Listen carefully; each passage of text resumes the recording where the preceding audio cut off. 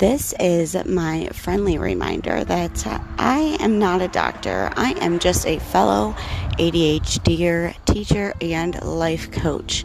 If you suspect that you have ADHD or some other mental illness, please seek help from a medical professional.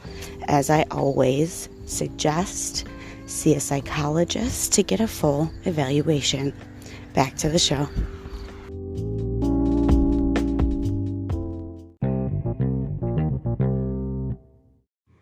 Hi, welcome to podcast number 13, ADHD, emotions, and the case of the missing manager.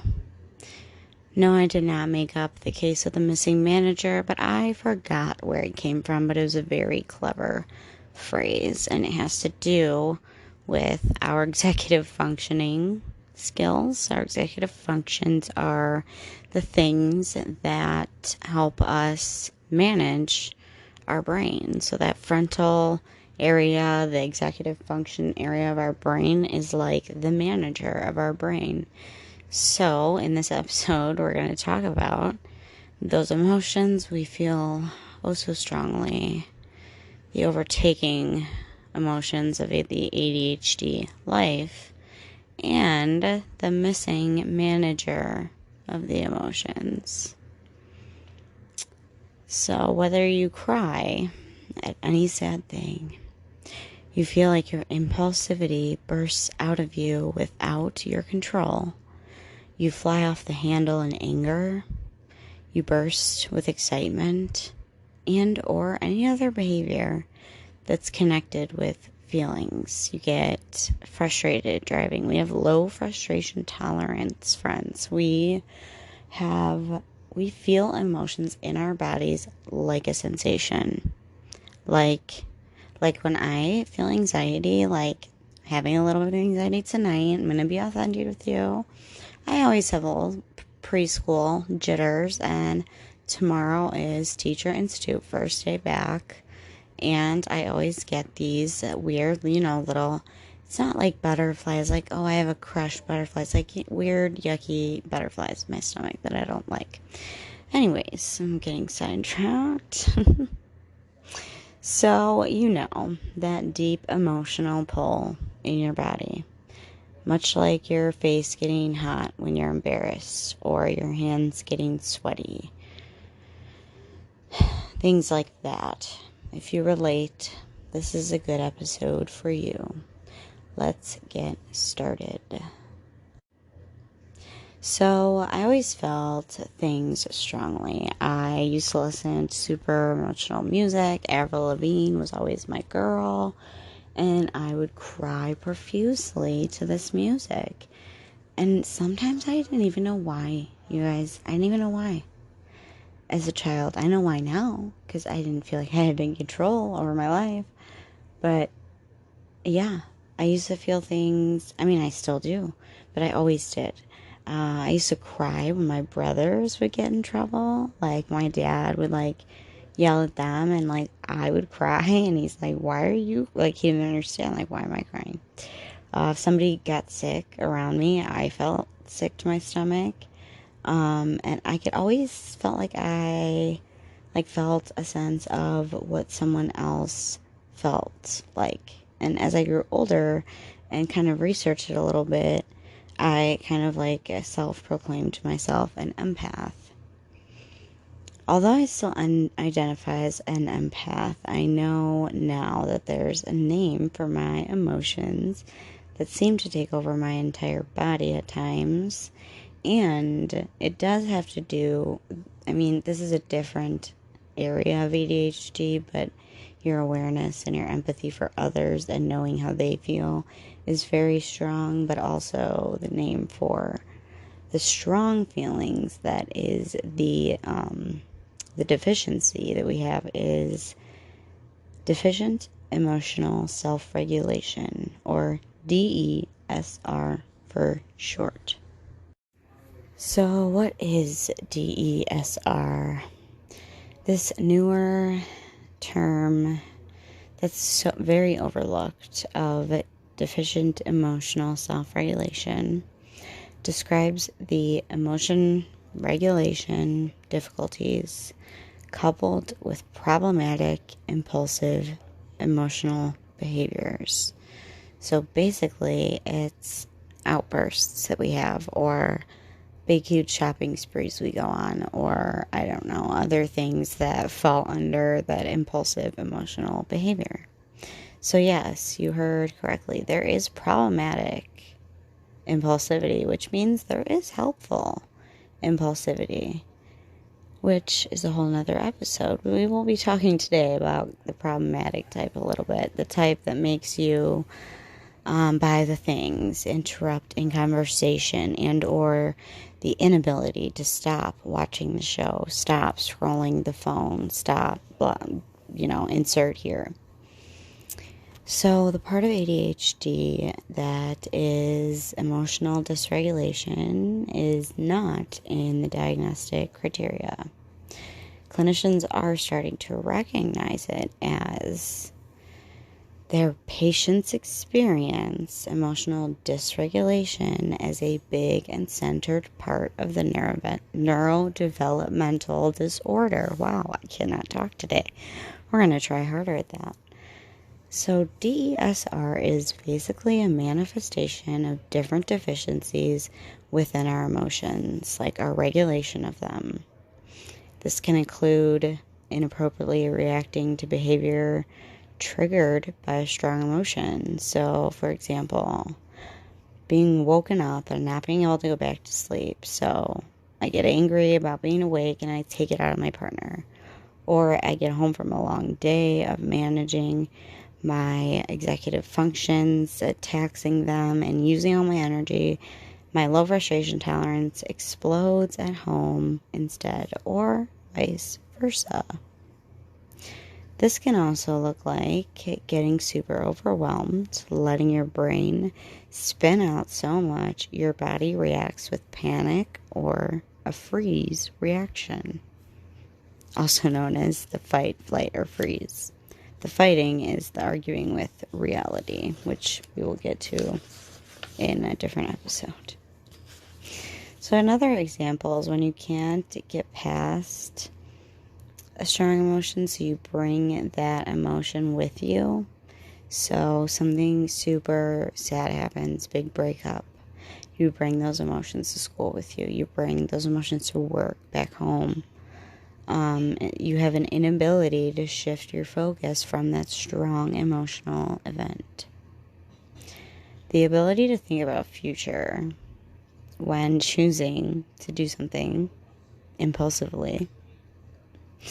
This is one of the things that we have to work on a little bit harder than everybody else. And even though there's neuroscience that strongly supports this information, for example, the fact that our limbic system, aka the emotions, and the amygdala, aka the memories and experiences, they compensate when our executive function skills are hard to reach or taxed. And that happens a lot. The amygdala is bigger than our frontal lobe areas in our brain, so instead of using logic, it reaches for the past experiences and emotions and brings those to the forefront. We have to work like triple times as hard to push those back and bring logic to the forefront. So it is confusing to me why DESR nor emotional regulation disorder or dysregulation disorder, whatever you want to call it, are not diagnosis criteria for ADHD. In my opinion, this is why ADHDers engage in something called masking, which is the case of the missing manager, basically. In social and public settings, masking is a term that basically means camouflaging because it happens when someone with ADHD presents as though they don't have the disorder. I know, it's confusing, but follow me here.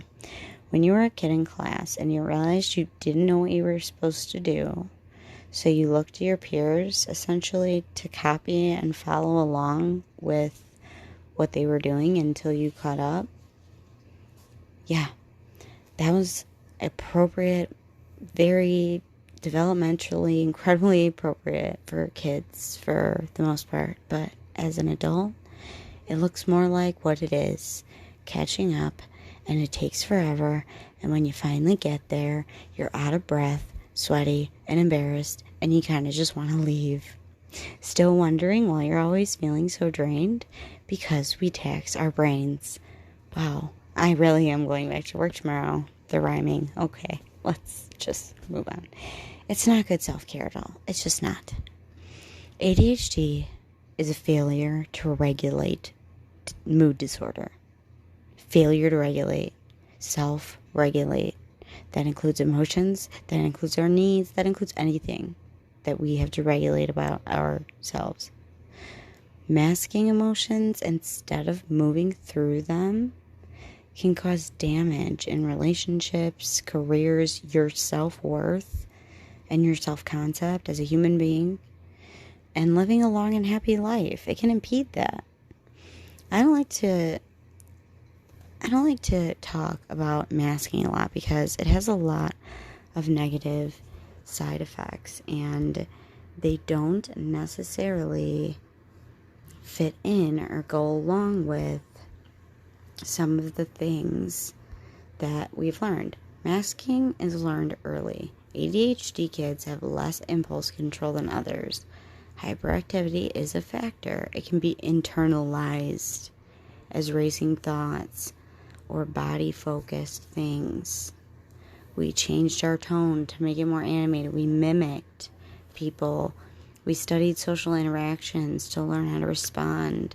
We suppressed behaviors like twirling our hair and biting our nails. We scripted conversations a lot. We avoid talking about certain interests. We pretended that the sensory assaults didn't bother us, the loud gym and the over-talkative friend or whatever. Masking can actually look like a lot of different things, and it's detrimental to your mental health if you continue to do so. So identify which form of ADHD masking behaviors are healthy and which ones are hurting you. For example, learning to keep a reasonably tidy home might be helpful, whereas needing everything to be perfectly in its place would be harmful. Learn how to deal with your emotions instead of avoiding them. Journal it out. Get a coach, get a therapist. Understand you're not alone. You're not alone. If I'm talking about this right now, you are not alone, my friend. I don't like to close an episode without some sort of tips. And this topic is rough and heavy because it's due to each person's individual experiences, and almost everybody with ADHD struggles with this. So some things I personally do and still work on are working through the feeling by journaling, crying, or whatever is needed to really work through it. I'm still working on stopping myself when I'm angry and removing myself from the situation, although I have to admit I've gotten better. I've also gotten better at thinking twice before spending a ton of money by taking pauses and really thinking about the item or the investment, exactly what I would do with it, or if it has a specific place to go in my home and do I need it? Am I going to use it? I don't blow up on my friends and family for the most part before checking for my own understanding. Try this. Next time you feel a strong emotion, ask yourself, grab a piece of scrap paper and ask yourself these questions. Where in my body do I feel this emotion? Is it in my face? My stomach? Do a check-in. Are you hungry? Do you need water? Did you treat your ADHD today, whether you're medicated or not? It's important to know what affects you and how it affects you. I use the emotion scale. It's on therapistaid.com. I will try to remember to link it in the notes, in the show notes. Just a couple other things I noticed work for me are daily journaling in the morning and in the evening, including gratitude and wins of the day, even if your win of the day was just taking a shower.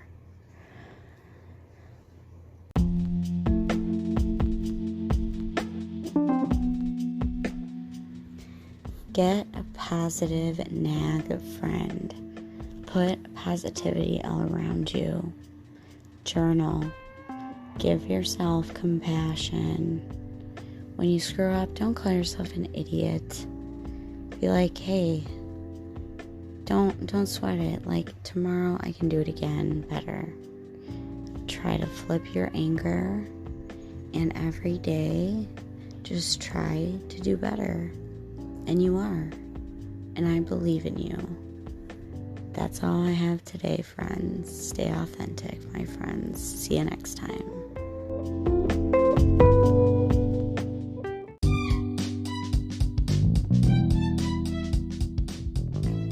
Hey listener, have you subscribed to this show yet?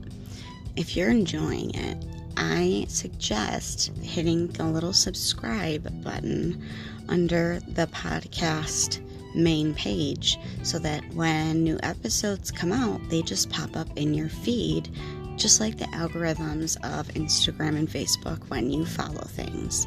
So if you like this podcast, go click that follow button.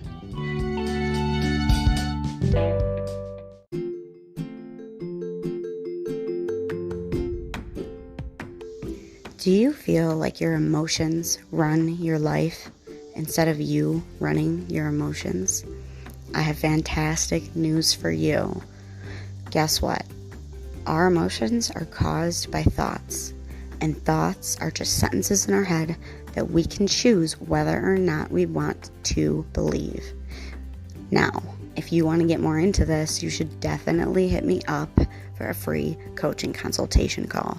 I will walk you through this process, and you can decide whether you'd like to work with me one-on-one in improving your life.